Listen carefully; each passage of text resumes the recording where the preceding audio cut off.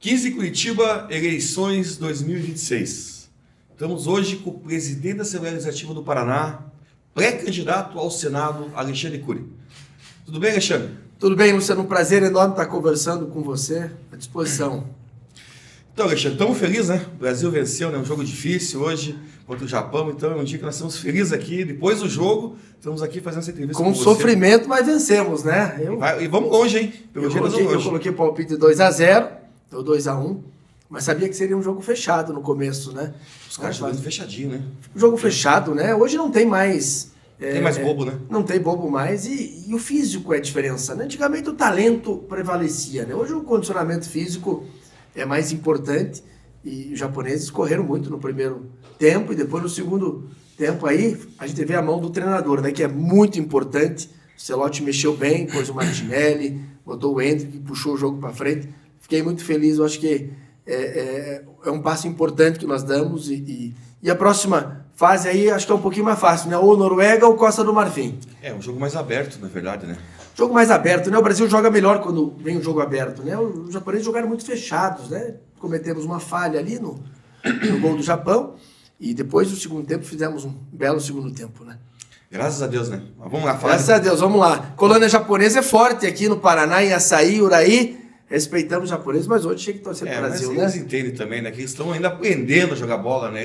Mas eles vão chegar, né? Eles vão chegar, estão evoluindo. Eles têm vontade, na verdade. Verdade. Só falta a categoria do Brasil, né? O talento do brasileiro, né? Verdade. Alexandre, você se colocou como pré-candidato, primeiramente, ao governo. Uhum. Nós sabemos que hoje você é o deputado que mais tem prefeitura, né? Mais tem apoio de prefeito por ser um cara muito municipalista. Aí o governador chegou para você e falou: Alexandre, venha ao Senado.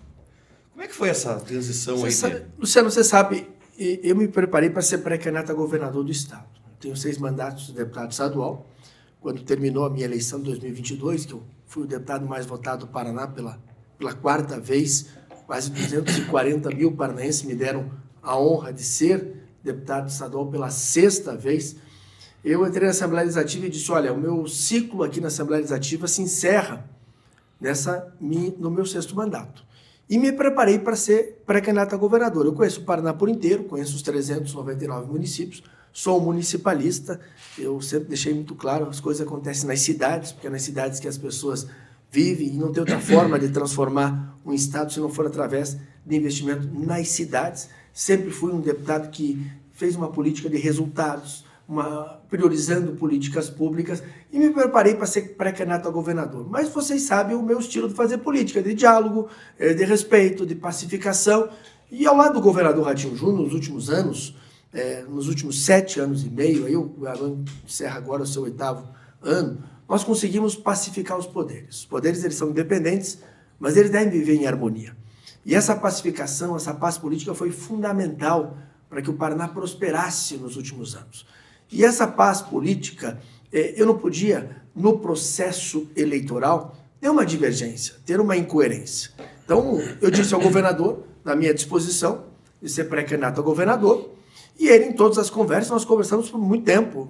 Claro que muitas vezes essas conversas não têm publicidade, são conversas de bastidores. Nós dissemos: governador, olha, nós temos um compromisso de estarmos juntos, de não ocorrer essa divisão e essa ruptura, que pode ser ruim para o estado do Paraná. Chegamos no momento em que ele me disse: Alexandre, olha, eu tenho um grupo muito próximo a mim, o Sandro Alex foi o responsável pelas grandes obras de infraestrutura do estado do Paraná, e eu enfrentei muitos desafios no meu mandato, e não tive o apoio dos senadores do Paraná. Os senadores estavam muito distantes do estado, muito ausentes, e nos momentos mais decisivos não participaram ao meu lado. Por exemplo, a ponte de Guaratuba, obra que foi paralisada por 3 vezes, uma das vezes pelo Tribunal Regional Federal de Porto Alegre. Eu lá estive com o Sandro Alex, com o governador, e os senadores ausentes não estiveram para aí. E me disse: Alexandre, o Paraná precisa de um senador do teu estilo. Atuante, né? Atuante, que defenda o Estado, que brigue pelo Estado, que conheça o Paraná por inteiro, que conheça a vocação de cada região. E me fez esse convite. E, claro, colocando o Paraná em primeiro lugar, porque nenhum projeto político é maior que o Estado do Paraná. Sim. Eu aceitei esse desafio, estamos juntos, porque um afastamento nesse momento do meu grupo e do grupo do governador Ratinho Júnior Não seria bom para o Estado do Paraná, e como eu disse aqui, seria uma incoerência da minha parte, né? 7 anos e meio com o discurso da paz, da pacificação, da harmonia entre os poderes, do respeito à população, e aí por um projeto individual você participar de uma ruptura, não. Então, vou ao Senado, e também, Luciano, porque nós precisamos resgatar a força que o Paraná já teve no Senado Federal.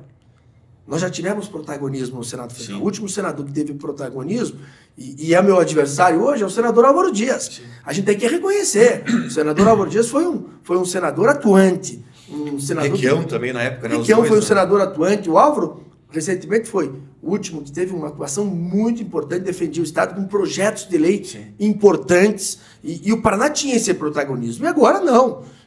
Se você perguntar para a população de Curitiba, para qualquer cidadão do Paraná, o nome dos 3 senadores, a maioria não vai responder. Sim. Se perguntar da visita, da presença de um senador na sua cidade ou na sua região, não vão responder. Se perguntar de um feito, de um recurso liberado, uma obra liberada, também não vão responder. Então, o meu principal objetivo é resgatar esse protagonismo que o Paraná já teve lá no Senado Federal, mostrar que o Paraná pode ter um senador combativo, um senador que tem seus valores, e eu sou muito claro aqui a favor da família, a favor da vida, a favor da inocência das crianças, a favor do direito à propriedade, a favor de uma educação com metodologia, sem ideologia. Eu tenho meus valores e preservo esses valores. Não abro mão, né? Não abro mão desses valores, mas o senador tem que ter, além de valores, tem que ter um protagonismo de defender o seu Estado, de colocar o Paraná em primeiro lugar. Hoje, Luciano, o Paraná não está nem entre os 10 estados em recebimento de recursos do governo federal. Nós somos a 4ª economia, só atrás do Rio de Janeiro, Minas Gerais e São Paulo. E não estamos nem entre os 10 em recebimento de recursos. Para você ter uma ideia, o Paraná tem mandado todos os anos nos seus impostos 108 bilhões de reais para o governo federal e recebe de volta 37 bilhões. Um terço. Então nós temos que brigar por pautas importantes. Por exemplo, os royalties. Os royalties tem uma liminar no Supremo Tribunal Federal que beneficia o Estado do Rio de Janeiro e o Paraná está perdendo uma ponte de Guaratuba por ano, R$500 bilhão, porque a gente não consegue debater os royalties. Uma outra pauta importante essa semana, e nós deveremos ter aí um anúncio importante para Curitiba, eu quero te dar em primeira mão, a deputada federal Gleide e o prefeito Eduardo Pimentel devem estar reunidos com o ministro dos Transportes, e depois de uma briga da Assembleia Legislativa, da bancada federal, presidida pela deputada Gleide, e do prefeito de Curitiba, nós conseguimos incluir na Malha Sul, que é uma ferrovia que liga Rio Grande do Sul, Santa Catarina, Paraná, o contorno ferroviário de Curitiba. Isso que é uma obra muito importante. Uma obra importante. O Curitiba é a capital com o maior número de acidentes de trem de carga do Brasil. Nós tivemos recentemente agora quase um acidente, uma mulher que sai dentro do carro para tirar um homem que tinha tropeçado no trilho do trem. Imagine a renovação dessa Malha Sul que acontece em 2027. Imagine mais 30 anos com o trilho do trem dentro de Curitiba. Isso é o quê? Falta de representatividade. E aí houve uma mobilização. Independente do partido, a Gleisi do PT, eu do Republicanos, o Eduardo Pimentel do PSD, nós nos unimos por Curitiba e cobramos o ministro do Transporte, dissemos, olha, é inadmissível o senhor renovar a Malha Sul e não incluir o contorno ferroviário de Curitiba. Agora, está acontecendo o que nesse momento? Tem uma comissão mista no Senado e na Câmara discutindo ferrovias no Brasil. Tem senador de Santa Catarina que tem interesse, tem senador do Rio Grande do Sul que tem interesse e não tem senador do Paraná. Então, mais uma pauta importante é a Malha Sul. Nós temos que debater a Ferroeste. A Ferroeste nós precisamos de uma ligação de Maracaju até Cascavel, Cascavel até Guarapuava, que é a concessão da Ferroeste, depois de Guarapuava até Porto Paranaguá, que é da Rumo. Nós precisamos fazer uma nova Ferroeste, renovar, e precisamos do apoio do governo federal, porque só o Paraná não tem condições de fazer uma nova Ferroeste, de ter bons investimentos, tem que ter investimento em ferrovia. O Pacto Federativo, que está sendo debatido lá há 30 anos, que é mais autonomia para os estados, para os municípios. Então são pautas importantes que nós não temos mais aquele protagonismo no Senado. E, claro, um senador que seja a voz dos prefeitos, que defenda os municípios lá em Brasília. Você perguntar para qualquer prefeito do Paraná hoje, quando ele vai em Brasília, ele vai na Câmara Federal falar com os deputados federais, não perdem tempo de ir no Senado, sabe que não vai ser atendido. Então, é o senador que pega o prefeito pela mão e leva no ministério e diga, olha aqui, ó, resolva a demanda, né? nós precisamos resolver a questão da saúde no município, precisamos resolver a questão da educação municipal com investimentos. Então, é um senador que sirva o seu Estado, porque a função do senador, claro, é legislar, sim, é fiscalizar o governo federal, mas também tem a função de representar o Estado como ente federativo. E hoje nós não temos isso. Nós temos senadores ali preocupados com as suas redes sociais, com vaidade pessoal, com a sua autoestima, mas não estão preocupados com o Estado do Paraná. Entra até naquele discurso também, né? Que vencer a eleição, você vai governar para a esquerda, para a direita, para o centro, para todo mundo. Esse negócio de, nós não podemos deixar o PT crescer no Paraná. A gente sabe que o PT no Paraná é um partido não muito grande, não vai fazer governador nos próximos anos, a gente sabe disso aí, e aí fica esse discurso. É um discurso meio demagogo, na verdade, né? Um projeto de governo não pode ser apenas um discurso seguinte, quero ser governador para aquele outro partido não governar. Eu quero combater a corrupção. Combate à corrupção é requisito essencial. É obrigação de todo mundo. É obrigação de todo mundo. Nós fizemos, eu e o governador, tanto que a Assembleia do Paraná é selo diamante em transparência e o governo do Estado. Então, combate à corrupção é requisito... É a primeira no Brasil hoje, né? Primeira do Brasil, a única a atingir 100% no índice de transparência. Então, isso é requisito essencial. Não tem que estar no plano de governo. Isso é obrigação, na verdade. Obrigação. Quem não for combater a corrupção não pode entrar na vida pública. Sim. Agora, eu não posso chegar aqui e como pré-candidato a senador ou como pré-candidato a governador, e falar, minhas propostas são combate à corrupção, eu quero ser senador para este partido não governar o Estado, e segurança pública também, que é extremamente importante. Mas você teve a oportunidade de fazer como ministro da Justiça também, com um orçamento maior que a segurança pública do Estado do Paraná. Então, eu acho que não pode ser um debate pobre. A gente tem que deixar muito claro que eu quero ser senador por quê? Para defender o meu Estado. Agora, é importante o eleitor saber os meus valores. Acabei de dizer, sou a favor da vida, sou a favor da inocência das crianças, da família, do direito à propriedade privada, a favor da liberdade econômica. Isso é muito importante, mas eu quero ser um senador mais do que isso. Um senador que vai defender o meu Estado. A gente vê, Luciano, nos outros estados, você conhece bem, brigas históricas na política. 50, 100 anos de briga política. Sim. Mas quando é uma pauta do seu Estado, todos sentam na mesma mesa. Sentam os 3 senadores, os deputados federais, o governador, independente do partido, da ideia, da ideologia, eles sentam na mesma mesa. Defender o Estado, na verdade. Defender o Estado, é isso que tem que... Eu não posso ser um senador e dizer, olha, eu não quero recurso do governo federal porque ele não é do meu partido. Pelo contrário, eu quero. Sim. Eu quero brigar pelo meu Estado. Claro que na hora da eleição, cada um do seu lado. Cada um com a sua ideologia, com as suas ideias, com as suas posições, com os seus projetos. Então, a minha proposta é muito clara. É que o Paraná volta a ter um senador combativo, que o Paraná volta a ter um senador que conheça o Estado, um senador que vai estar presente nas cidades, nas regiões, um senador que vai estar lá fiscalizando, sim. Eu deixo muito claro aqui os exageros cometidos pelo Supremo Tribunal Federal. Eu fiz isso dentro da Assembleia Legislativa. Hoje nós temos um código de ética dentro da Assembleia Legislativa. Por quê? Porque o Conselho de Ética, ele baseava no regimento interno da Casa. Então, muitas punições que foram aplicadas pelo Conselho de Ética foram anuladas pelo Poder Judiciário porque nós não tínhamos regras claras. E este Conselho de Ética trouxe regras claras para o Conselho de Ética da Assembleia. O Supremo precisa do quê? Fiscalização externa. Todos os poderes têm fiscalização externa. A Assembleia tem Ministério Público, tem Tribunal de Contas, o Poder Executivo tem o Ministério Público, tem a Assembleia fiscalizando. O Supremo é o único poder que não tem uma fiscalização externa. Tem que ter. Conselho Nacional de Justiça fiscalizando. Tem que ter uma proposta de emenda constitucional para colocar regra do Supremo? Claro, uma proposta ali que vede parentes de ministros de até 3º grau de advogarem na corte, uma proposta de emenda constitucional que deixe muito transparente a questão das palestras que podem ser remuneradas, mas que estejam ali no portal do Supremo Tribunal Federal e vedar proferir palestras em empresas que têm interesse no Supremo Tribunal Federal, interesse jurídico. E outra regra que eu já disse e outros pré-candidatos estão seguindo aí é a indicação. Tem que acabar com essa indicação política. A maneira que é, né? Porque o debate dentro do Senado, ele não é do currículo do indicado, ele é do partido, é da ideologia. Então, a partir do momento que você faz numa proporcionalidade, como que é aqui nos tribunais de justiça, a grande maioria das vagas são ocupadas por membros da magistratura, concurso público. Existe uma vaga que é oriunda da OAB, e uma vaga que é oriunda do Ministério Público, de uma lista sextupla, o tribunal escolhe 3 e o governador escolhe 1.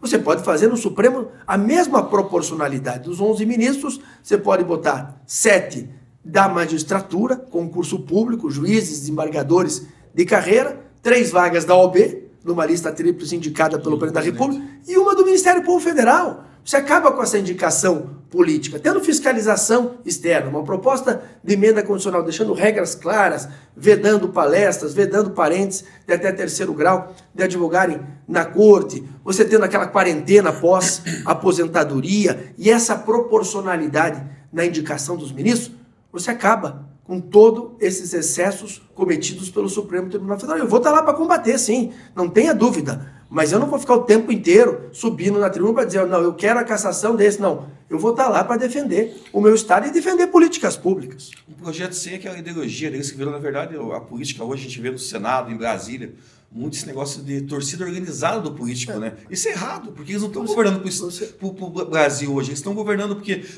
o projeto é bom, eu não concordo com esse projeto porque foi feito pelo meu adversário. Você não pode ter o viés ideológico.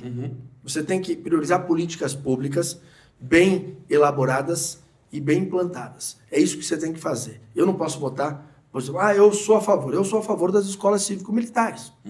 É um modelo que deu certo aqui no estado do Paraná. Agora, quem não defende, não pode ter um viés ideológico. Como é que é o modelo das escolas cívico-militares aqui no Paraná? Processo democrático, a comunidade escolar que escolhe. Você pergunta para o aluno, pergunta para o professor, pergunta para o pai, a comunidade escolar escolhe. O modelo tem que ser democrático. E esse viés ideológico tem prejudicado muitas pautas em câmaras municipais, em Assembleia Legislativa e no Congresso Nacional. Você me pergunta, para antecipar uma pergunta, se eu voto pela cassação do ministro. Se tiver provas, eu voto a favor, claro, sem viés ideológico. Eu não vou votar porque o ministro foi indicado pelo Lula ou foi indicado pelo Bolsonaro. Eu vou votar baseado nas provas, porque um senador que tem essa prerrogativa de aprovar a indicação do ministro Supremo e votar o impeachment, ele tem que votar de acordo com provas. Se tiver provas, você vota pela cassação. Se não tiver provas, você vota pela absolvição. Claro que em relação aos 2 ministros que estão sendo muito citados, é inadmissível você ter a esposa do ministro que tem um contrato com um banco que tem interesse jurídico no Supremo de mais de 100 milhões de reais, como também é inadmissível o ministro anular uma multa de uma grande empresa no qual a sua esposa é advogada da empresa. Isso é um processo que se abre o impeachment e há provas claras de que pode-se votar pelo impeachment. Então, se você me perguntar, em relação a esses 2 ministros, chegou um processo de impeachment, com as provas que estão colocadas aí, eu voto a favor, mas sem viés ideológico. Eu não posso chegar aqui para você dizer, Luciano, eu vou votar porque esse ministro foi indicado pelo Bolsonaro. Não. Esse viés não pode ter prova clara. Você vota. E nos projetos, da mesma forma. Se o projeto é bom para o país, você tem que votar. Você tem que votar a favor. E é isso que eu quero fazer no Senado. E o que nós precisamos, Luciano? Fazer o que o Paraná está fazendo. É resgatar a autonomia dos poderes. A gente não pode aceitar o Congresso Nacional aprovar uma lei importante da dosimetria. Pode ter gente a favor, pode ter gente contra, eu sou a favor. E um ministro do Supremo Tribunal Federal, numa decisão monocrática, suspender uma decisão de mais de 500 deputados federais e mais de 80 senadores. Essa interferência é inadmissível. A gente tem que resgatar a autonomia dos poderes. O Brasil vive uma grave crise institucional, não há diálogo entre os poderes, isso é muito prejudicial para o país. E essa interferência, a gente tem que resgatar essa autonomia dos poderes. Você quer legislar? Seja candidato a deputado federal, seja candidato a senador, ganhe a eleição e vá lá legislar. Agora, não podemos aceitar o ministro, numa decisão monocrática, suspender uma lei do Congresso Nacional. Não é uma lei apenas aprovada pela Câmara Federal, é pela Câmara e pelo Senado juntos. Então, Brasília precisa resgatar essa autonomia, esse diálogo. O país precisa voltar a debater o Brasil. Deixar essa pauta ideológica de lado. Como eu disse, eu tenho meus valores e deixo muito claro para a população. Mas o que o paranense espera de um senador? Que ele vá lá defender o seu Estado. Né? Como é que você explica para um curitibano, se a gente não tivesse entrado nessa briga, que ele vai esperar mais 30 anos com o trem passando no centro da cidade? Teve um acidente com o ônibus aquela vez ali também, né? Como é que você explica para o paranaense que a ponte do Mato Grosso do Sul até o Paraná ela está esperando 30 anos para sair e economiza 110 quilômetros de toda a safra saindo do Mato Grosso até o Porto Paranaguá. Isso é falta do quê? De representatividade. E eu me preparei. Eu não peguei um elevador e subi para o último andar direto, não. Eu fui subindo escada por escada. Fui vereador, fui deputado estadual, fui o mais votado, fui primeiro secretário, sou presidente, estudei o Paraná, viajei o Paraná, conheço os 399 municípios e agora sim me apresento aos paranaenses para mostrar que o Paraná pode voltar a ter força no Senado Federal. Quantos prefeitos você tem hoje, que a gente vê na mídia falando, até apoiando hoje, Alexandre? Eu acho que eu vou ter aí uns 90% dos prefeitos me apoiando, uns 385 prefeitos do Paraná vão me apoiar. Porque eu sempre tive uma proximidade muito grande com os prefeitos, né? Eu sou municipalista e quando eu entrei na Assembleia a primeira vez, me disseram, Alexandre, ninguém mora na União, ninguém mora nos estados, todo mundo mora nos municípios.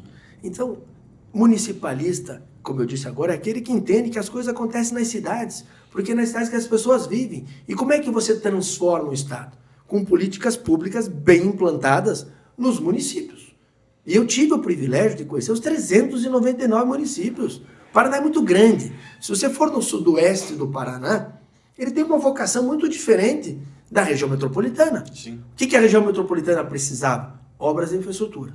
E nós avançamos. Rodovia dos Minérios, Rodovia da Uva, essa nova intervenção da Maurício Fruit, Curitiba, Pinhais, Mandirituba, até São José dos Pinhais. Estamos agora duplicando ali Balsa Nova até Araucária, Araucária até a Fazenda Rio Grande. São obras importantes. Vamos começar a pavimentação agora da Lapa até Balsa Nova. Então, nós planejamos a região metropolitana, diferente do Sudoeste, que tem uma agricultura familiar muito forte, precisava também de obras de infraestrutura, e muito diferente do Oeste do Paraná, que tem a força das nossas cooperativas. Das 10 maiores cooperativas da América Latina, 5 estão no Paraná, do estado do Paraná, e 3 no oeste do estado. Então, ali você tem que fortalecer esse modelo de cooperativismo que dá certo.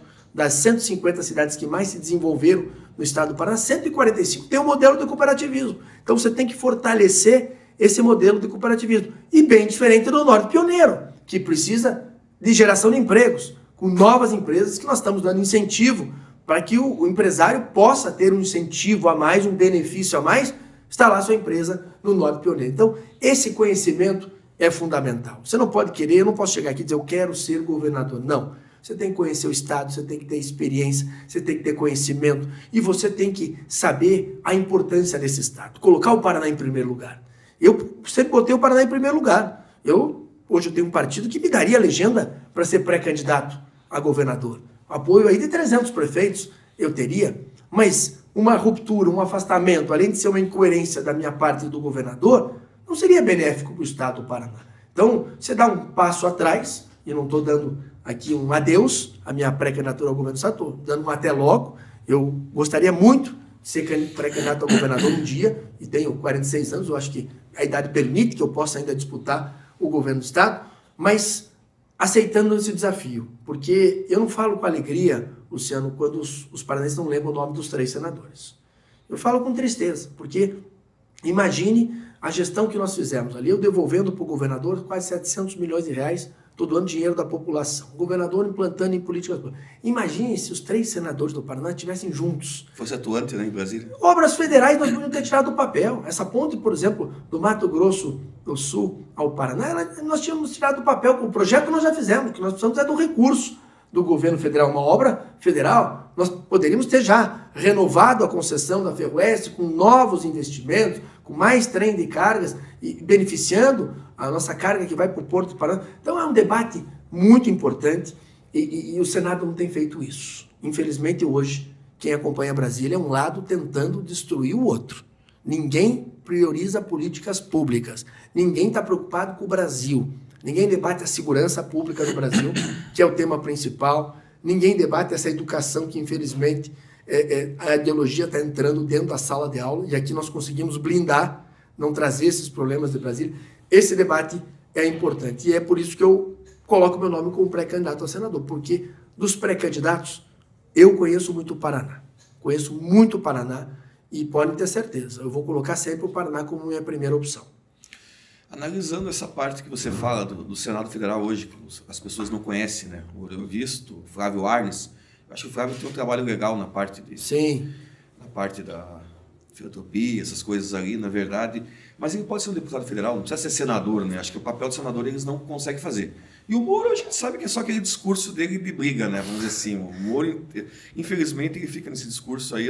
Eu particularmente, não gosto. Acho que o papel do senador é brigar pelo Estado, é ter aquela parte de chegar no município e perguntar o que está precisando aqui, é uma obra federal, a gente vai buscar o recurso, que você faz muito bem isso, na verdade, aqui no Estado, né? Você sabe que eu nunca critiquei, nunca vou criticar ninguém. Eu acho que quem tem trabalho, quem tem serviço prestado, não precisa fazer nenhuma crítica ao outro. Claro, eu tenho um estilo de fazer política muito diferente do Ouro Visto do Sérgio Moro. Se você me perguntar onde eu vou estar sexta-feira, é no interior do estado, é na região metropolitana, é no litoral, ouvindo quem realmente sabe que uma cidade precisa. É quem mora nela, é quem está no dia a dia, é quem usa os serviços públicos, é quem está lá esperando o asfalto há 30, 40 anos, a galeria, a calçada, a luz de LED, é aquele que estava na fila para o seu filho conseguir uma vaga em creche. Nós estamos construindo hoje 350 creches no estado do Paraná com recursos da Assembleia e do governo do estado. São essas pessoas que eu quero estar no dia a dia conversando. Então, é a política que eu gosto de fazer, é a política de resultados. Não me preocupo, não estou muito preocupado com barulho de rede social, não estou muito preocupado com promoção na rede social. O meu grande objetivo é o verdadeiro significado da política, que é trazer respeito, dignidade e qualidade de vida para as pessoas. E você traz como isso, qualidade de vida para as pessoas? Dando uma vaga de creche para um filho que está esperando lá 2, 3 anos, trazendo o asfalto para frente da sua casa. E nós temos hoje no Paraná o maior programa de pavimentação urbana do Brasil, o Asfalto Novo Vida Nova. Cidades aí com 7, 8, 9 mil habitantes, na área urbana 50% não era pavimentada. Hoje nós estamos completando 100%. Pegando os recursos da Assembleia Legislativa, colocando em hospitais estratégicos no Paraná. Nós terminamos o Rastinho aqui com recursos do governo da Assembleia, um hospital referência na área oncológica de crianças. Colocamos agora recursos para construir uma nova sede do Pequeno Príncipe, um hospital referência no mundo. O único hospital do mundo que tem autorização da família do Pelé para usar a imagem do Pelé. 70 milhões de reais está construindo uma nova sede. Hoje você vai aqui no Pequeno Príncipe, 2, 3 horas de espera ali, porque são muitas e muitas crianças precisando de atendimento. Então, eu aprendi a fazer a boa política, a política de resultados. E acho que o que eu aprendi dentro da Assembleia Legislativa, o que eu aprendi nos meus 25 anos, conhecendo o Paraná, as diferentes regiões, conversando com a população, pisando no barro, isso é fundamental. Quem nunca pisou no barro não sabe o que é política pública, não sabe o que uma cidade precisa. Isso será importante para que, se eleito, levar para o Senado. Como eu disse, com os meus valores, com as minhas posições, mas poder defender o Estado. Isso é fundamental, eu repito aqui, a gente vê o Nordeste, brigas de famílias históricas, um olha na cara do outro, mas obstruindo votação. Enquanto não resolveu o problema da Bahia, do Maranhão, do Amazonas, não passa a votação. É isso que eu quero fazer. Mas olha aqui, como que vocês vão renovar uma malha sul e não vão incluir o contorno ferroviário de Curitiba? Esse debate dos royalties, alguém tem que subir na tribuna e dizer, olha, é inadmissível estar paralisado por uma decisão monocrática do ministro, uma liminar concedida, você não poder debater os royalties. Nós estamos crescendo, somos a 4ª economia do Brasil. Nosso PIB vai encerrar esse ano, são em 800 bilhões de reais. Em 2018, nosso PIB era 430 bilhões de reais. Se a gente for nesse ritmo aí, um bom governo, um governo com diálogo com o setor produtivo, com a iniciativa privada, com as entidades, um governo que não brigue com a Assembleia Legislativa, que não perca tempo brigando, nós temos muita chance nos próximos 5, 10 anos de passar Minas Gerais. Se você falasse que a gente ia passar o Rio Grande do Sul há 15 anos atrás, ninguém acreditava. Agora nós já estamos trabalhando para passar Minas Gerais e ser a 3ª economia. Mas na vida pública, Luciano, ninguém faz nada sozinho. Eu nunca encontrei super-herói na vida pública. Salvador da Pátria não tem. Ratinho é um grande governador, um grande gestor, mas não é super-herói, não é Salvador da Pátria, não. Sim. Sozinho não teria feito um grande governo. Agora foi um governo de diálogo, um governo de pacificação, um governo que não brigou, um governo que não ficou brigando por ideologia, pelo contrário, por metodologia. E os números estão aí, não sei o que estou dizendo. Se você for lá no IDEB, o Paraná, nos últimos 5 anos consecutivos, tem a melhor educação do Brasil. Somos o estado mais sustentável do Brasil. O IBGE lançou agora, em fevereiro, maior crescimento econômico do Brasil, Paraná. Maior crescimento industrial do Brasil, Paraná. A menor taxa de desemprego, Paraná, 3%.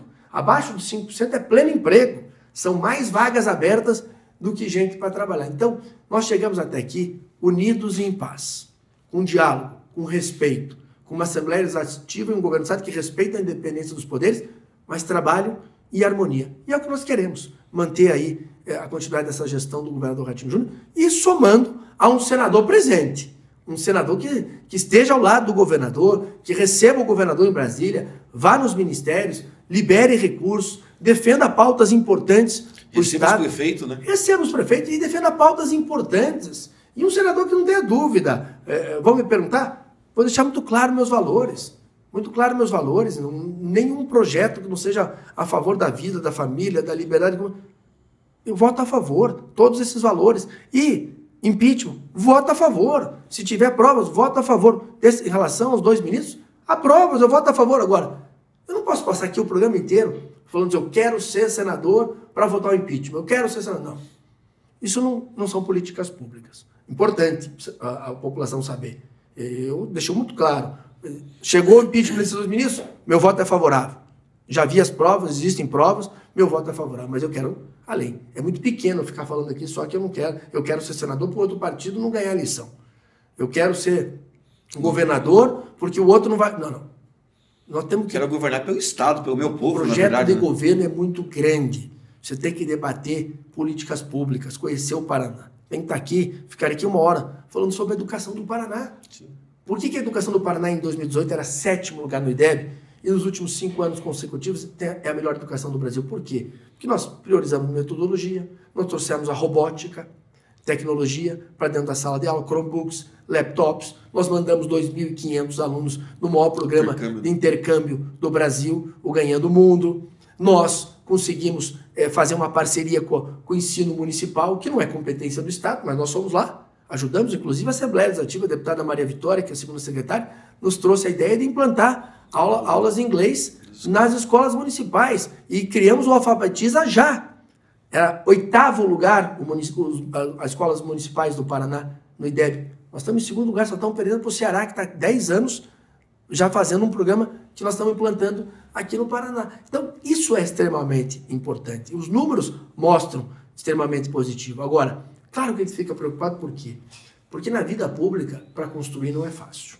Mas para destruir... Uma péssima gestão destrói muito rápido. Você já acompanhou aí. Prefeitos que não fizeram boas administrações, governadores que não fizeram boas administrações, e aí, para recuperar, não é fácil. E o nosso litoral, Alexandre? O que você pode dizer? A ponte Guaratuba, que era tão sonhada, não só a ponte, né? Tem o hospital em Matinhos, que também saiu o projeto agora de ser feito um hospital novo, tem a duplicação da Matinhos Pontal. O que você fala para o nosso litoral do Paraná? O litoral passou pela maior transformação da sua história. Era muito triste ver o litoral de Santa Catarina crescendo, se desenvolvendo, os paranaenses indo passar temporada lá em Santa Catarina e o nosso litoral perdendo feio para Santa Catarina. E aí nós iniciamos um processo de transformação. Felizmente, nós tínhamos algumas ONGs com interesses contra o litoral do estado do Paraná e nós fomos para o enfrentamento. Fomos para o enfrentamento e dissemos, olha, não tem mais o que fazer. Ou a gente enfrenta, ou a cada dia que passa, o litoral do Paraná vai perdendo para Santa Catarina e vai perdendo aqui em número de habitantes.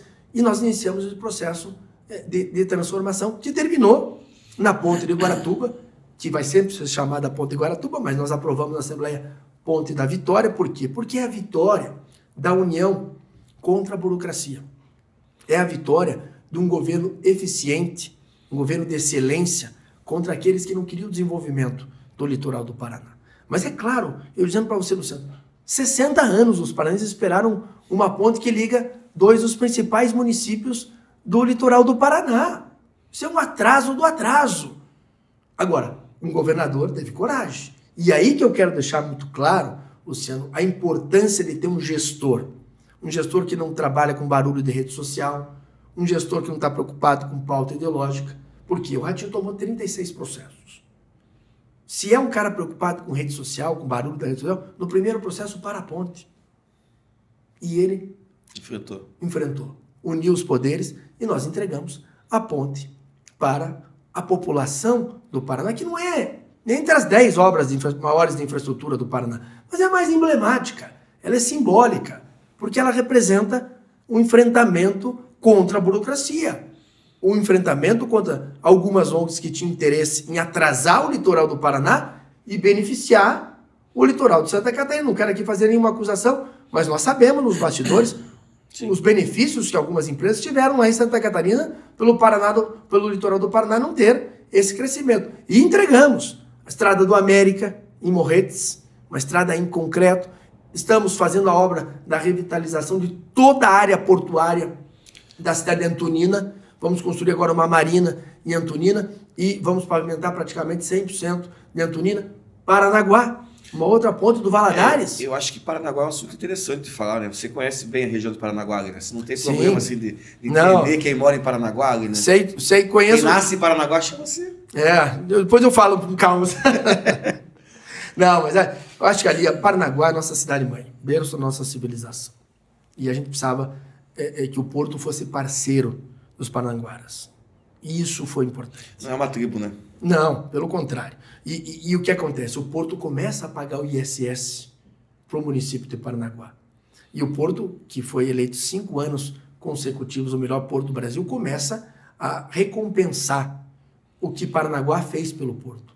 E nós fizemos isso. Hoje, o Porto é muito próximo do município de Paranaguá. Semana passada eu fui correr uma meia maratona, não corri a meia, participei só, do Porto com o município de Paranaguá. Então, eu acho que essa integração entre o Porto e a cidade foi fundamental. E nós tiramos obras importantes. Você imagine, a Ilha do Valadares, 33 mil habitantes. Se fosse um município, estava entre os 50 maiores municípios do Paraná. E não tinha uma ponte que passasse carro. Era a máfia das balsas até 2, 3 anos atrás. E nós fomos lá e fizemos a ponte do Valadares. Agora vamos pavimentar 12 ruas lá na Ilha dos Valadares, no centro da cidade. Vamos fazer um viaduto importante. Conseguimos, depois de 20 anos de briga, o saneamento na Ilha do Mel, que é um polo turístico, um cartão postal do Paraná, mas não desenvolvia o turismo. Por quê? Porque não tinha saneamento. Antonina agora, a Sanepar vai assumir também para fazer o saneamento na cidade de Antonina, revitalizando toda a parte portuária de Antonina. Você acabou de dizer essa duplicação entre Matinhos e Praia de Leste, a engorda na Praia de Pontal. Estamos agora terminando aí para anunciar um porto privado em Pontal que vai ser... O calado é muito bom, na verdade, né, Pontal? Quase 11 metros de calado, fundamental. E Matinhos, hospital, engorda da praia. Vamos revitalizar toda a Praia Mansa agora, revitalizamos o calçadão e terminando em Guaratuba, com a ponte de Guaratuba. Estamos terminando ali um imbróglio judicial para começar a engorda na Praia de Guaratuba e já temos a empresa vencedora para a duplicação de Garuva. Esse dia eu estava falando com um amigo meu, Luciano, de Joinville, ele me disse: Alexandre, quando tiver duplicado Garuva, eu saio de Joinville até Pontal em 40 minutos. Imagina. Em 40 minutos, antes era 2 horas e meia. Então, claro que o litoral precisa continuar com esse processo de transformação, uma pauta que eu quero levar para o Senado, essa pavimentação da 101 até a 277, por dentro ali. Os caminhões que vêm do Rio Grande do Sul, de Santa Catarina, tem que entrar e vir pelo contorno. Se você pavimentar a 101 a 277, uma rodovia que já está aberta, é estrada de chão. Se você pavimentar ela, você desvia os caminhões do contorno entrando direto para o porto de Paranaguá.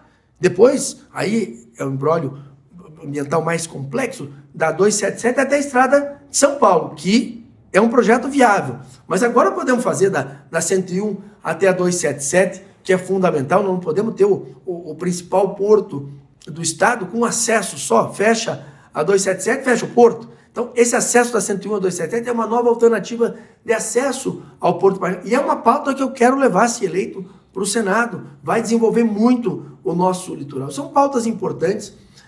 Tem mais 2 portos privados também, que estão esperando autorização aí do Ministério dos Portos. Eu quero estar lá com os empresários para viabilizar esses portos privados. São importantes para o litoral do Paraná. Quanto mais portos, melhor. Santa Catarina hoje tem 6, 7 portos. Sim. Então, é fundamental. Então, são muitas pautas.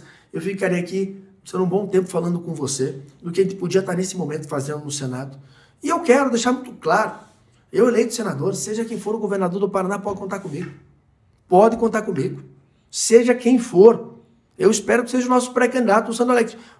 Se não for, pode contar comigo. No outro dia eu pego o telefone e ligo para o governador e digo: olha aqui, ó, estou à tua disposição aqui no Senado. Vou ser office boy, vou com você nos ministérios, vamos defender as pautas, vamos defender projetos a favor do Estado, vamos brigar pelos royalties, que o Paraná está perdendo uma ponte de Guaratuba por ano, vamos brigar pela Ferroeste, vamos brigar pela Malha Sul, vamos brigar pela ponte Mato Grosso-Paraná. São pautas importantes. Quero estar lá debatendo essa diminuição da maioridade penal, que é um tema muito importante. O problema do país não é prender, o problema do país é que solta demais. E o que o crime organizado está fazendo? Cooptando jovens de 16, 17 anos, porque não tem responsabilidade criminal, fica lá um ano e meio e vai embora. Então, se você não diminuir essa maioridade penal, você não vai resolver. Um tema muito importante, Luciano, que eu quero debater lá, são essas pessoas em situação de rua. O governo federal tem que ter um programa de incentivo, em especial para as capitais, para a gente tentar resolver essa dificuldade dessas pessoas em situação de rua. Parte é segurança pública, e aí tem que ter intervenção da segurança pública, Ministério da Justiça, câmeras, enfrentamento, isso é importante. E a outra parte é a questão de saúde. E onde é que você tem que botar essas pessoas? Em clínicas de recuperação de dependentes químicos. Você pode fazer parceria. Quem é que tem ajudado muito hoje na recuperação de dependentes? São as nossas igrejas. Sim.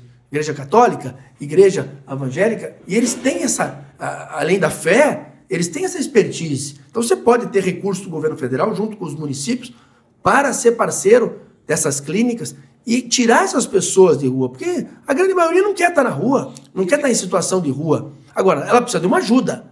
Muitos são dependentes químicos e precisam dessa recuperação. Outra é segurança pública. Aí a gente tem que saber dividir e aí tem que ter um enfrentamento. Mas a grande maioria que estão em situação de rua são pessoas que não gostariam de estar lá e que precisam de um tratamento. E aí a gente tem que confessar, o Estado não tem competência para isso. O Estado não tem. São as clínicas de reabilitação, de recuperação de dependentes químicos que têm essa expertise. O Estado tem que ser parceiro dessas clínicas. Pôr o dinheiro, investir, na verdade. Botar recursos nessas clínicas. E o governo federal tem que ser parceiro. Começar pelas capitais. Tem que ter um programa de repasse de recursos para que os municípios possam investir nessas clínicas. Então, são muitas pautas e por isso que a gente vê, muitas vezes, em entrevistas, um discurso muito pobre. Não pode ser. Um cargo de senador é um cargo de extrema importância. O cargo de governador é muito importante. Você tem que ficar aqui 2, 3 horas falando sobre o Paraná, sobre políticas públicas, sobre valores, claro, sobre ideologia também. É bom se debater durante o período eleitoral. Depois, você tem que esquecer. Eu não vou atender porque é desse partido.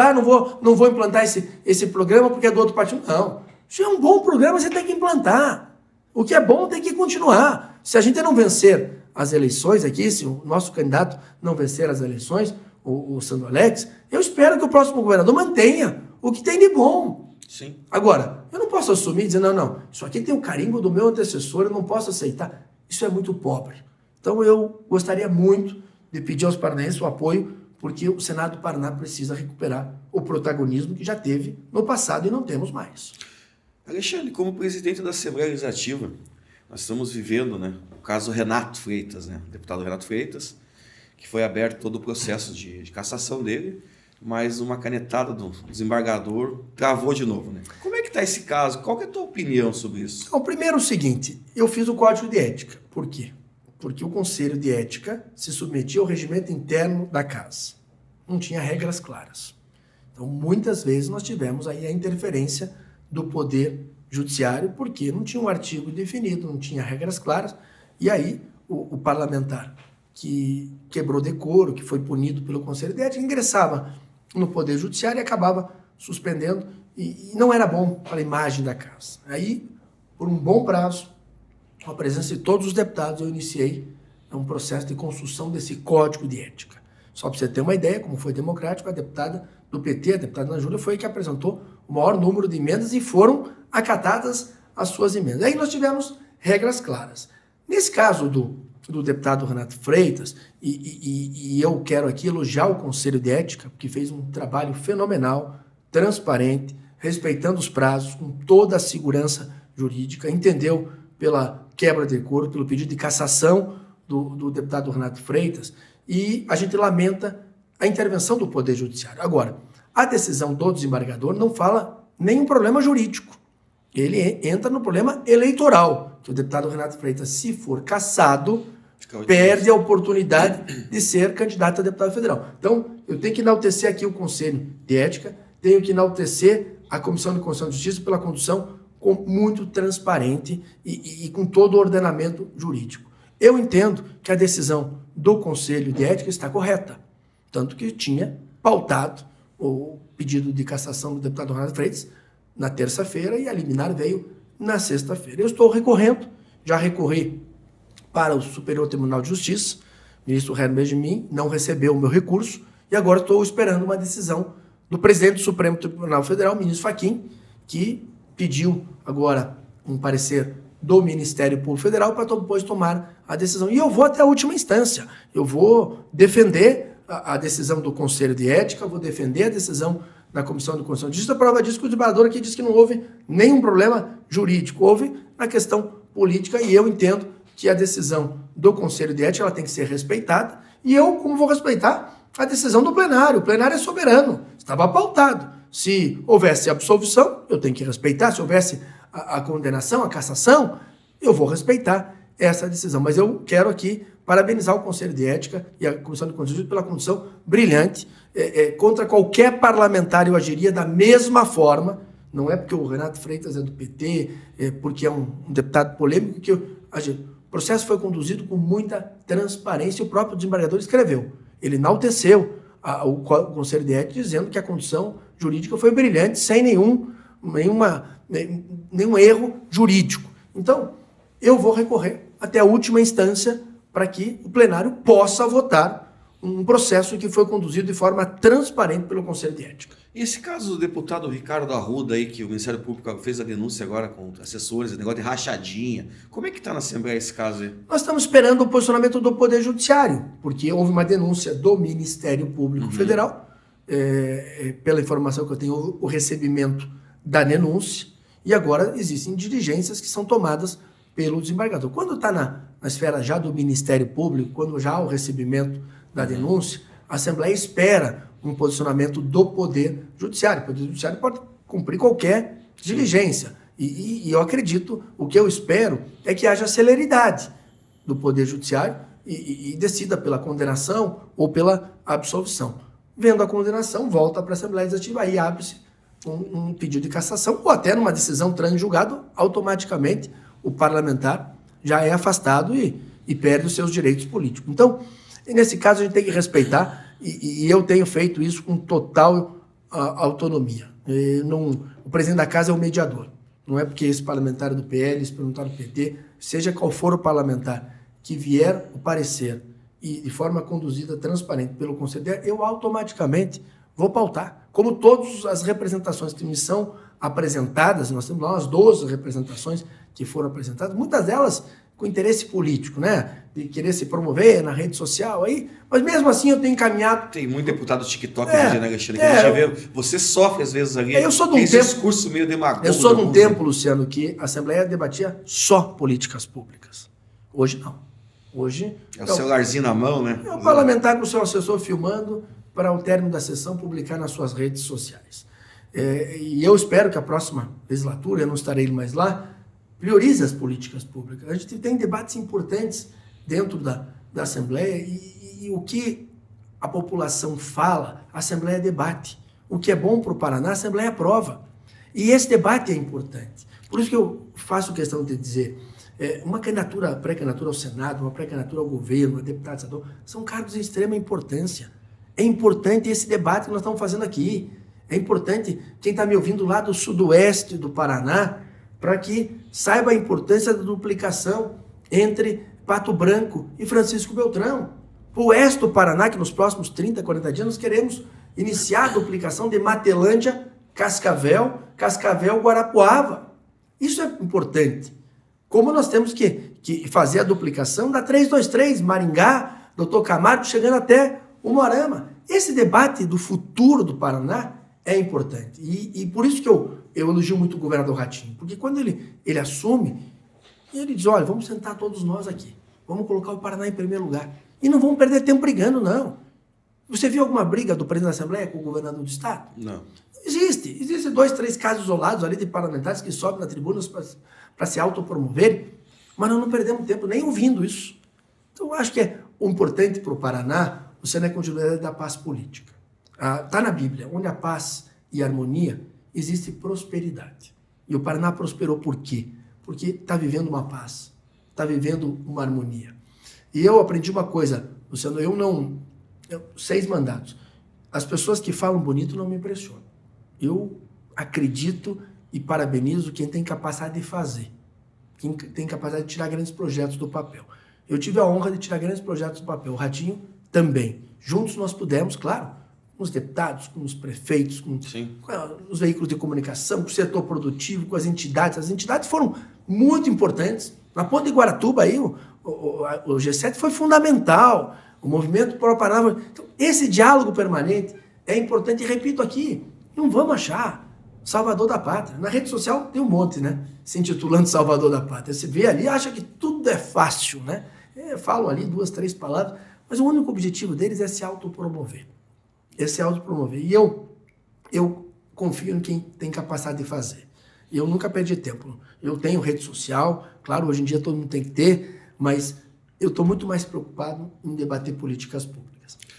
Nós estamos notando uma coisa interessante, assim, né? Nós tivemos aqui a presença do Sandro Alex, né, seu pré-candidato a governo. Eu fiz a pergunta para ele se ele aceitava ser vice do Rafael Greco. Ele falou que aceitaria, né? Que o grupo levasse, ele aceitaria de boa. Perguntei essa mesma pergunta para o Rafael Greco, que também esteve aqui com a gente na entrevista. Ele falou que não. Você hoje vai começar as convenções agora, depois do dia 20 de julho, né? As convenções até o dia 5 de agosto. Se o governador chegar para você e falar, Alexandre, nós resolvemos mudar. Você não é mais candidato ao Senado, você vai vir candidato a governo a vice. Você aceitaria? Luciano, eu faço parte de um grupo político que transformou o Paraná nos últimos 7 anos e meio. E você sabe, eu relutei. Eu queria estar nesse momento falando aqui como pré-candidato a governador. Sim. Mas não existe um projeto político que seja nem perto maior que o Paraná. Então, eu faço parte desse grupo. E claro que se o governador sentar numa mesa e disser, olha, esse ou esse, eu estou no grupo, estou junto e estou preparado para disputar qualquer cargo. Agora, eu tenho que ser muito correto aqui. O Sandro Alex nunca se colocou como pré-candidato a governador, nunca pressionou. O Sandro Alex é pré-candidato a governador numa decisão de todos nós. Ele participou dessa decisão, mas nós entendemos que o Sandro Alex era a melhor opção nesse momento. Por quê? Porque foi o responsável por tirar grandes projetos do papel, a Ponte Brasil-Paraguai, a Ponte de Guaratuba, duplicações importantes, intervenções importantes de infraestrutura aqui na região metropolitana. E eu não tenho dúvida que ele, a partir do momento que iniciar o processo eleitoral, vai ter um grande crescimento. E é claro que até o dia da convenção, sempre existe essa dúvida, né? Sim. Sempre vai existir que a convenção essa que dúvida. É soberana, na verdade, mas eu tô pronto, tô decidido, e dei minha palavra ao governador como pré-candidato a senador. Mas aceitaria? Eu sou soldado do grupo. Mas eu vou até o último minuto, e eu não tenho dúvida que vai dar certo, defender a pré-candidatura do Sandro Alex. Por quê? Porque a hora que os paranaenses conhecerem as suas obras, a hora dos paranaenses conhecerem os seus mandatos como deputado federal, vai ter um crescimento. Já cresceu. Na última pesquisa aí já apareceu bons números. Então, eu estou no grupo. E se eu pensasse apenas em mim mesmo, eu estava aqui me colocando como pré-candidato a governador. E como eu disse, até logo. Eu vou ser pré-candidato a governador um dia. Se eu vou ganhar a eleição, aí é outra história. Mas vou ser pré-candidato a governador. Eu vou continuar me preparando. Se for eleito senador, a experiência do Senado será muito importante para mim. Então, o que eu posso dizer para você, nós, como diz o governador, nós estamos unidos em paz. Nós estamos conversando de forma muito democrática, tomando as decisões em conjunto, e vamos sim defender a pré-candidatura do Sandro Alex, porque eu entendo que é uma candidatura viável, e a partir do momento que os paranaenses entenderem quem é o pré-candidato do Ratinho Júnior, e a pesquisa mostra isso, sim. 68% dos paranaenses defendem a continuidade. E a hora que conhecerem quem é o pré-candidato a senador e quem é o pré-candidato a governador, os dois terão um grande crescimento na pesquisa. Esse ano a eleição para o Senado são 2 cadeiras, né? E nós estamos vendo aí o grupo de vocês, até agora não lançou o segundo nome. Já falaram em Guto Silva, A Cristina faz sempre nas entrevistas, fala que ela não aceitaria se ela não for candidata ao Senado ou à vice-governadoria. Eu não sei o acordo que vocês fizeram com ela para trazer ela para o partido. Ela estava do lado do Moro. Ela, na verdade, primeiro bateu bastante no Eduardo, bateu no Ratinho, na candidatura de prefeitura. Aí depois ela foi para o lado do Moro, né, o partido do Moro. Aí o Moro acabou escanteando ela quando ele foi para o PL, né, ele tirou, e ela veio com vocês. Hoje ela seria esse nome ao Senado? Quem seria o nome ao Senado de vocês? Eu acho que a Cristina é um bom nome, ela tem experiência e veio para somar no nosso grupo. Eu não participei da condução da vinda da Cristina para o PSD, eu estava transferindo para o Republicanos, e o governador, quando me convidou para ser pré-candidato a senador, me garantiu que o segundo nome ao Senado será definido entre todos nós. E eu acho que não tem pressa para isso. Acho que a nossa preocupação era lançar o pré-candidato a governador e um nome ao Senado. Nós estamos conversando com vários partidos, a Federação é um partido que nós estamos conversando, o Podemos nós estamos conversando, e o próprio MDB. E deixar muito claro aqui, respeitamos, e o ex-prefeito Rafael Greca tem todo o direito de ser pré-candidato ao governo do Estado do Paraná, foi 3 vezes prefeito de Curitiba, é um grande quadro. Nós apoiamos eles em 2016, apoiamos em 2022, mas claro que o MDB conversa também com o PSD, momento de conversar, conversa com o republicano, mas sem imposição. A decisão é do MDB. Tem um candidato da estatura do Rafael Greca, 3 vezes prefeito de Curitiba. O que o governador me garantiu é que não tem pressa para definir o segundo nome ao Senado e que nós vamos sentar numa mesa e vamos definir aí. Tem o nome do Coronel Hudson também, excelente nome. O próprio Guto Silva, que era pré-candidato a governador, é um grande nome, conversei com ele semanas atrás. Eu não tenho nenhuma dificuldade. Eu quero estar no grupo, como eu te disse, alavancar aí a candidatura, pré-candidatura do Sandro, a minha ao Senado, dizer aos curitibanos, aos paranaenses, que se querem um senador que defenda políticas públicas, que tenha os seus valores, é a minha pré-candidatura. Eu conheço o Paraná, ninguém tem essa experiência. O Álvaro Dias tem também, vamos ser corretos aqui, o Álvaro foi um grande governador, conhece o Paraná por inteiro, e a gente tem condições aí juntos aí de poder dar um retorno que o paranaense espera, de poder chegar lá no sudoeste do Paraná com muita propriedade para falar sobre a agricultura familiar, sobre o modelo do cooperativismo, chegar lá no Norte Pioneiro. A gente conhece, isso não se constrói da noite para o dia. Como eu disse, não pega o elevador, aperta o botão e vai para o último andar. É uma escada de cada vez, com experiência, com humildade, com diálogo, sabendo que na vida pública ninguém faz nada sozinho, tudo depende do união dos esforços. Então, eu não tenho muita preocupação, o governador aí está numa semana fora, na volta nós vamos sentar com ele e vamos definir juntos aí. A gente espera terminar essa conversa com a federação, que é muito importante, com o Podemos também, é muito importante, e o MDB, esperar a decisão do MDB, respeitar a decisão do MDB. Você sabe da minha relação com esse prefeito Rafael Greca, eu disse a ele que nós gostaríamos de estar todos juntos aí. Se fosse possível, tá eu, o Sandro Alex e ele numa coligação, seria ótimo, independente da posição, mas o governador entendeu pela pré-candidatura do Sandro Alex, o Greca entende que é a última chance dele ser pré-candidato ao governo do Estado, e eu refletindo, dizendo, olha, eu ainda sou novo, eu posso ser pré-candidato a senador, posso ser pré-candidato a governador, não é o momento, não é meu estilo de ir para o embate, eu sempre fui da pacificação e do diálogo, então vamos esperar, eu acho que até o dia 25 de 20, né, porque a convenção é dia 25, nós vamos ter o nome do segundo senador, o nome de vice, mas eu estou muito, muito entusiasmado, tanto com a minha pré-candidatura ao Senado, quanto a do Sandro Alex. Nessas andanças no interior, Alexandre, como é que você está vendo aí as pessoas? Agora está falando de Copa do Mundo, né? A gente começou falando de Copa do Mundo, Brasil, todo mundo feliz com a vitória. Como é que você está vendo essa parte assim da... Muita gente não tem candidato ainda, 60% das pessoas não escolheu o governador, o Senado acho que está em 80%. Você sabe, Luciano, eu vou até além. As pessoas nem lembram mais que existe senador. Eu acho que lembram do Senado por esse embate com o Supremo Tribunal Federal. Mas não lembro. Paraná, não há algo que um senador do Paraná tenha feito de relevância nos últimos anos. E você sabe que eu não sou... Gosto muito do trabalho do Flávio Ares, eu trabalho nas nossas escolas especializadas, né? O Ouro Visto é um amigo que eu tenho, mas o Ouro Visto não gostou de ser senador. Não. O cara para ser senador e para ser governador, primeiro tem que gostar das pessoas. Tem que gostar das pessoas. Porque governar é cuidar das pessoas. Então você tem que gostar das pessoas. Eu tenho prazer, eu saio daqui e tenho mais 2 eventos. Com muito prazer. vou lá jantar com a comunidade japonesa, que não é um dia bom, mas eles já tinham me convidado há 2 semanas aí por causa da imigração japonesa. Depois eu vou lá no encontro do Gebuki, que é pré-candidato a deputado estadual. Eu vou com prazer. Eu gosto de fazer isso. Então, a gente tem que gostar das pessoas, tem que cuidar das pessoas, tem que trazer qualidade de vida para as pessoas. Então, o que eu vejo no interior? As pessoas estão muito cansadas dessa polarização. Ninguém mais quer esse discurso do ódio, do rancor. O que as pessoas querem é solução. Querem políticas públicas. O que as pessoas querem? Como a gente fez semana passada no Ganhando o Mundo, lá em Londrina, Luciano, onde um jovem chamado Matheus, que mora numa comunidade rural de Londrina, Jardim, Canadá, agora me fugiu, mas é a área rural de Londrina, filho de uma faxineira e filho de um porteiro. 2 valorosos pais.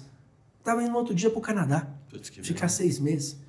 Isso é a sensação de dever cumprido. Como você vê, este programa Bons Olhos, Luciano.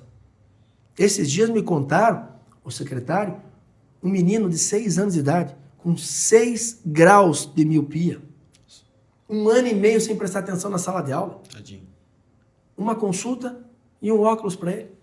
Voltou a enxergar. Então, isso é uma obrigação. Agora, é o que as pessoas precisam e querem ouvir. O que as pessoas querem? Ver o prefeito de Curitiba e o presidente da Assembleia brigando pelo contorno ferroviário. Sim. Como é que pode Curitiba, uma capital que é exemplo para o mundo inteiro, capital mais inteligente, inovadora, ter um trilho do trem em 2026, passando o trem de carga no centro da cidade. E pior que isso, a renovação da Malha Sul acontecer em 2027 e não tem um senador do Paraná brigando. Aí foi a deputada federal Gleice, foi o Eduardo, nós nos unimos, independente do partido, brigamos, e agora acho que quarta, quinta-feira, o ministro do Transporte deve anunciar a inclusão do contorno ferroviário de Curitiba nessa renovação da Malha Sul. Então, é o que as pessoas querem. E por isso que eu defendi muito a pré-candidatura do Ratinho, que era uma alternativa do povo brasileiro votar fora dessa polarização. Mas era uma alternativa do povo brasileiro votar em alguém que vai priorizar políticas públicas.